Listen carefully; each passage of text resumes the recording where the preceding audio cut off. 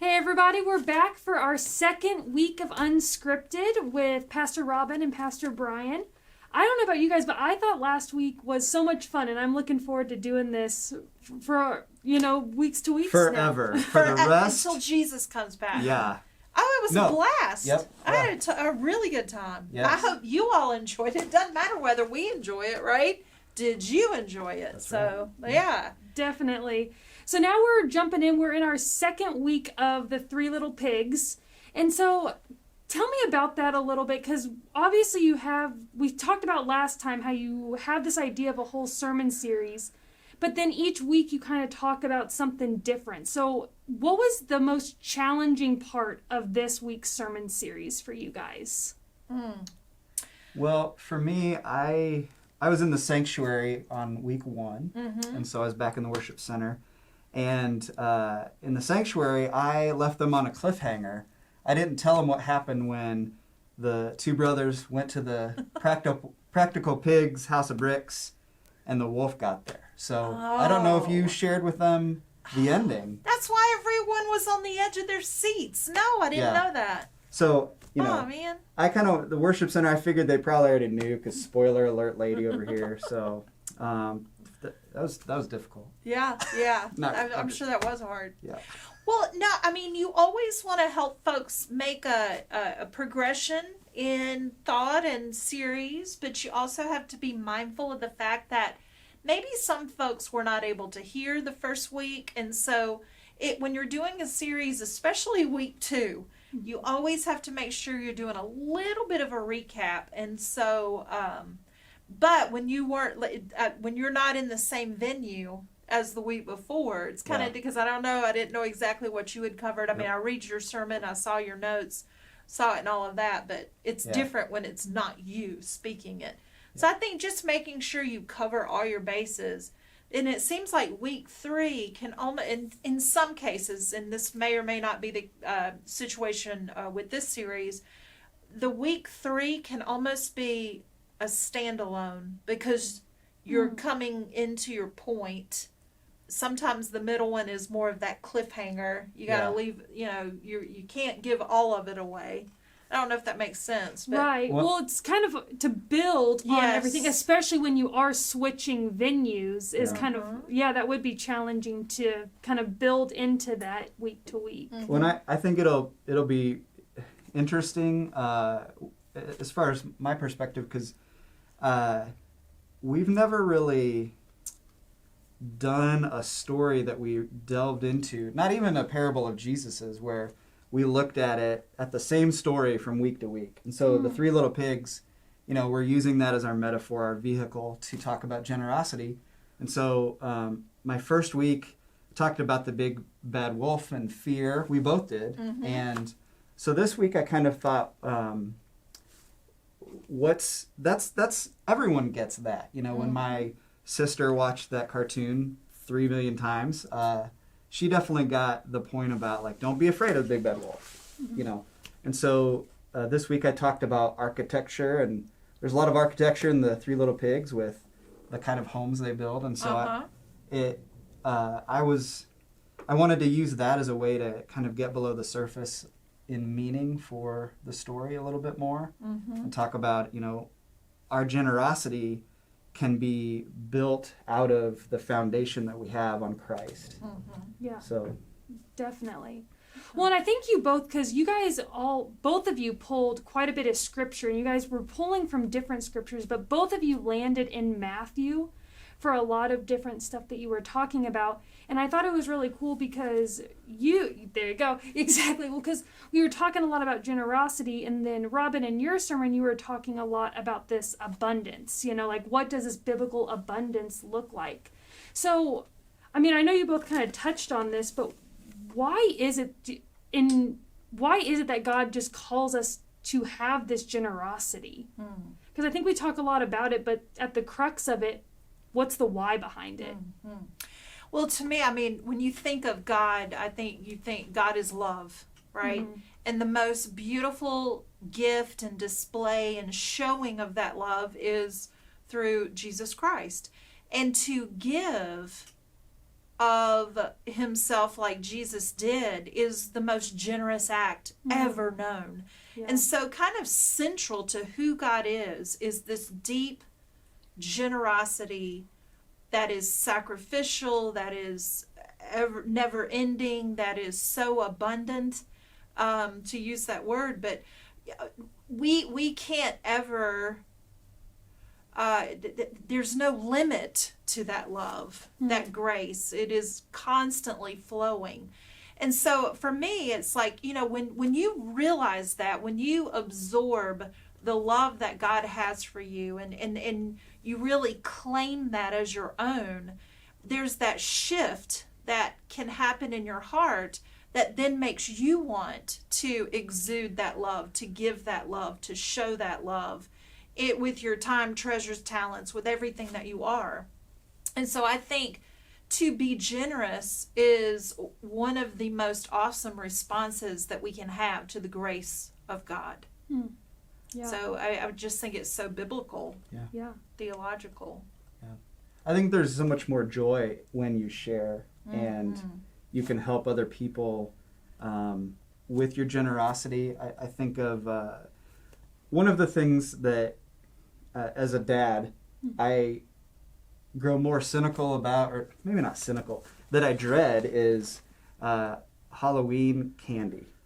Because what we do in our family, good, bad, or indifferent, we bring our big haul back home, and we put it in a bigger bowl, and it doesn't matter who got what from what house, and so we just share it. And yet inevitably almost every day there's a fight, like, oh, she got this, but I didn't get, and it's like, well, there's more. And I remember when I would share Reese's peanut butter cups, my favorite, with my girls, and 2 out of 3 like those. I remember their eyes like popping when they tasted it, and I'm like, yes. And I had more joy out of that than I would have if I would have just gone through and taken all of the peanut butter cups and stashed them away where they won't be able to get them. So Other people get to enjoy it. to me, there's more joy when you're generous. You get to share that. Yeah. So, hey, question. I have a question. Can I ask a question? Sure. Speaking of which, what's your favorite Halloween candy? Ooh. I'm probably in a small group of people that doesn't really like chocolate. So anything fruity is, Okay. I like all the like Starbursts and those kind of goodies. Okay. Yeah. All So right. that's normally where I like. All right. And Reese Cups for you? Is Yeah, that your favorite? Yeah, and around, the eggs at Easter time. Oh, yeah. Yeah, I think Reese Cups, I love those too. And Almond Joys. I mean, I am sometimes you feel like a nut person. I am that. So I love coconut and almonds together. But I also like the Starburst I like the tart sweet stuff. So there you go. Let us know what your favorite is. Yeah, But drop in the comments. There you go. Just sorry, that was just a little rabbit trail I went down. No, that's perfect.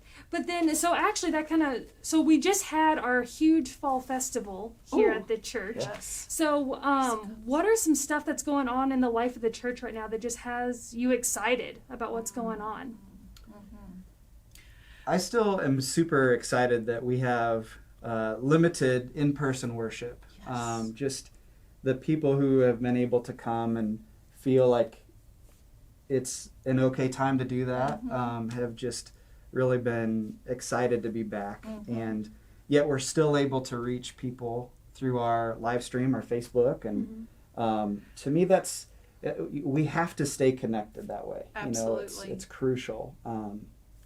We just started streaming the traditional service this past weekend, so we'll be doing that as we go forward. Last weekend we shared communion on World Communion Sunday. That was very special for me.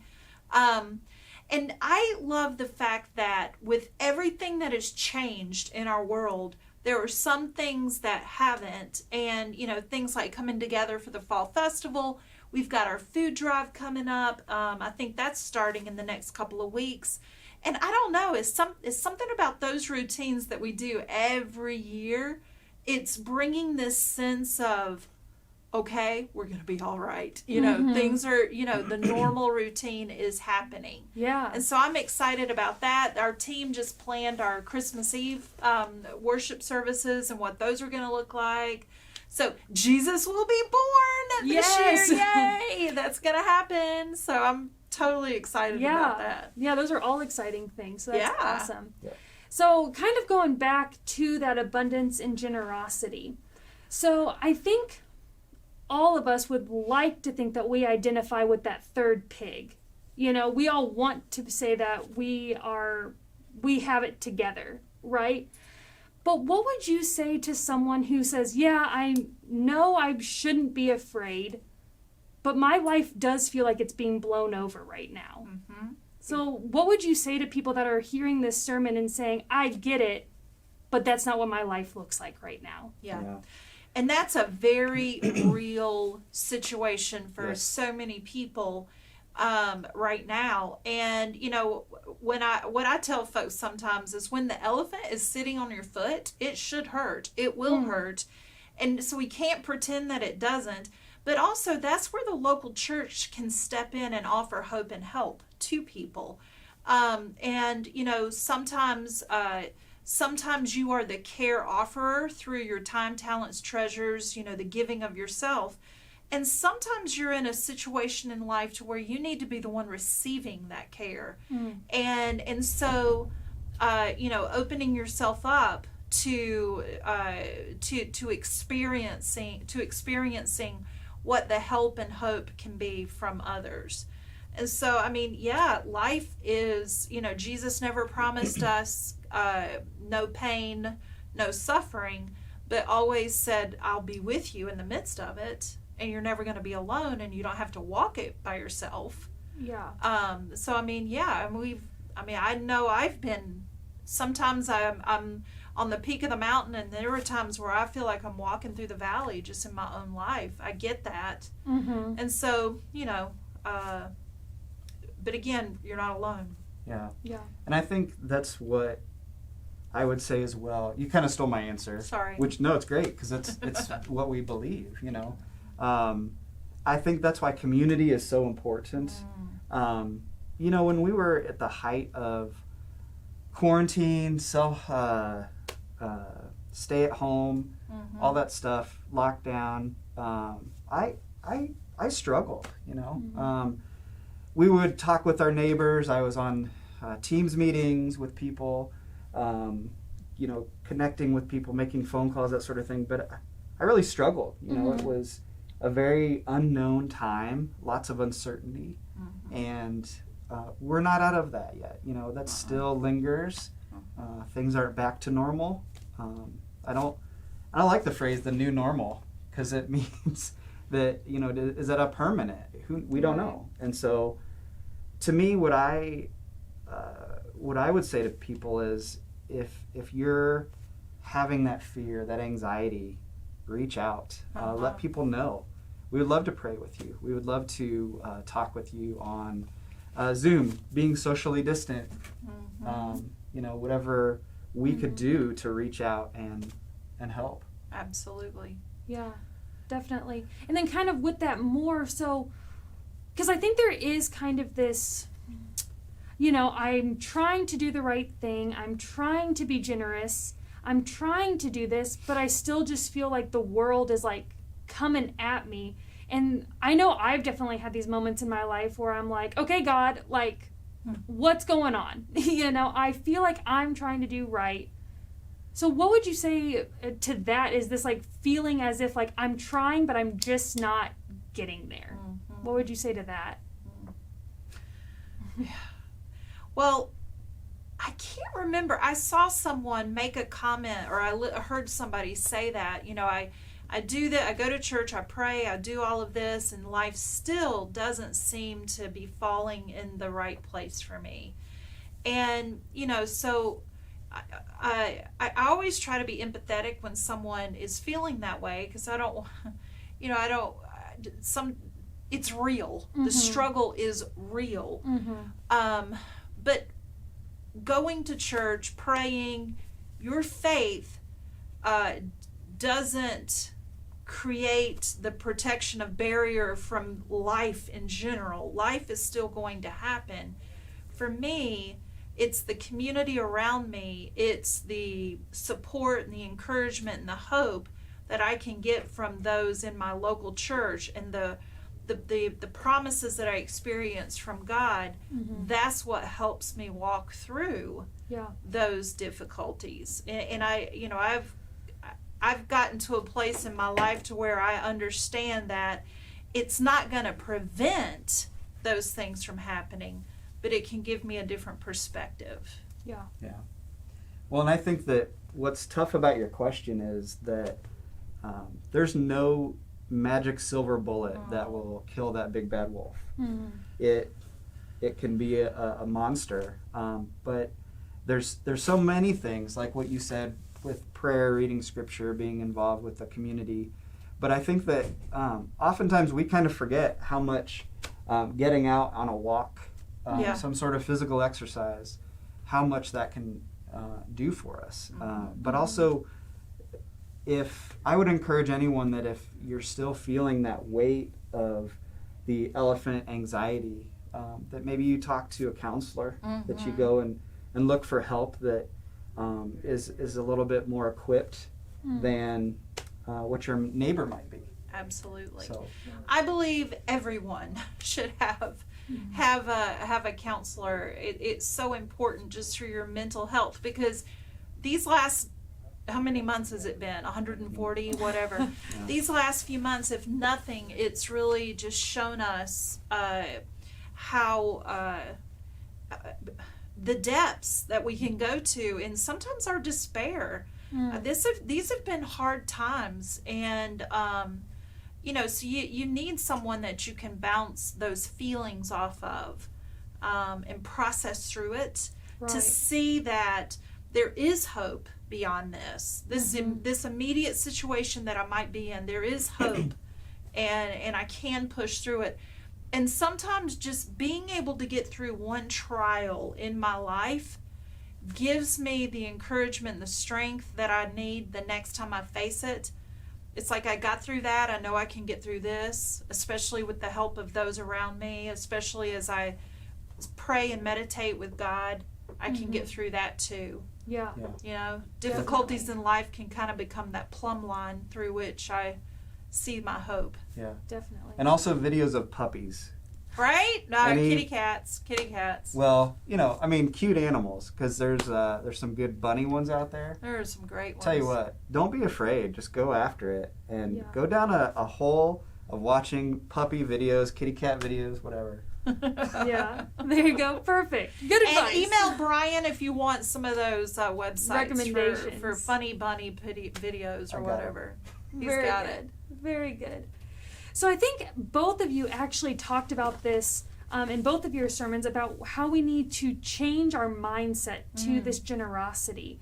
So what are some tangible ways that we can do that on a daily basis? Because I think in order to change a mindset, it takes that constant application. So what are some good applications you guys have found in your life to shift that mindset?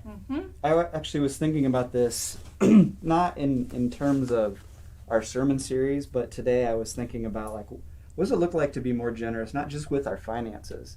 And is there any, does that lead to being more generous with our finances?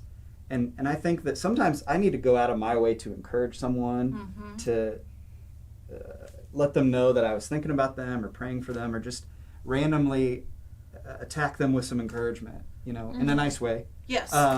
But when I do that, it helps me kind of get my focus off of just what I've got going on and what I need to accomplish, or, just Brian, me, that sort of thing, which, I'm thinking about my family. I'm thinking about what do I need to do for my role as a pastor. But sometimes to break out of that and go, hey, I'll just be generous with some comments with my time that I don't necessarily had planned. And that, I kind of wondered, would that lead us to seeing, okay, I can be generous with my resources as well? Yeah, definitely.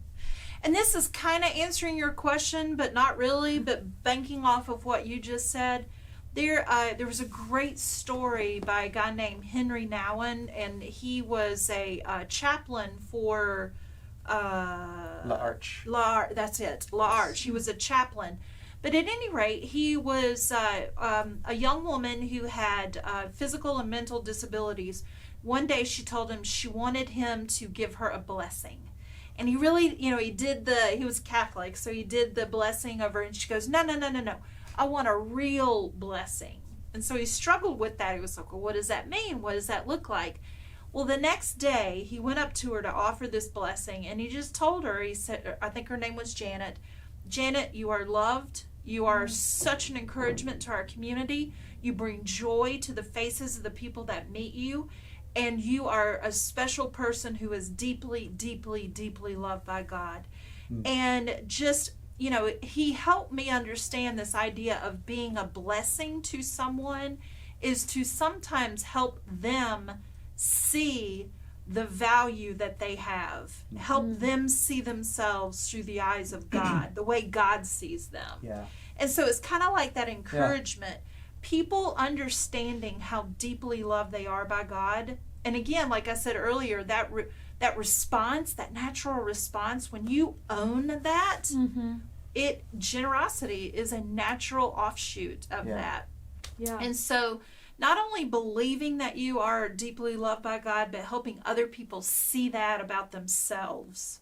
Imagine if we could just help people see that. What a change that would be. When we see our value in who Christ has created us to be and what he says about us, that helps us get away from thinking that our value is what our checkbook account is looking like, what our paycheck numbers happen to say. Right, what my car looks like, what my house looks like. Exactly. Yeah, I am defined by God, not the culture. Yeah. Yeah. Oh, we should preach on that. Let's do it. I like it. Well, there you go. Well, yeah, and we've got one more week with this. So as you guys continue to mull over these ideas of generosity, of abundance, like what that looks like in our life, please either comment on this or send us an email or reach out, because we would love, if there's questions and things that you're wrestling with this, we would love the chance to get to talk about that too. So Absolutely. Yep. But Yeah, and share the video if you like this. Share this with your friends. You never know who might need an encouraging word from Brian Swanson today, right? Hey, there you go. Exactly. And if you know a Scrooge McDuck, then, subtly send them this video about generosity. Yeah, right. there you go. Thanks, guys. We'll see you next week. Thank Bye-bye. you.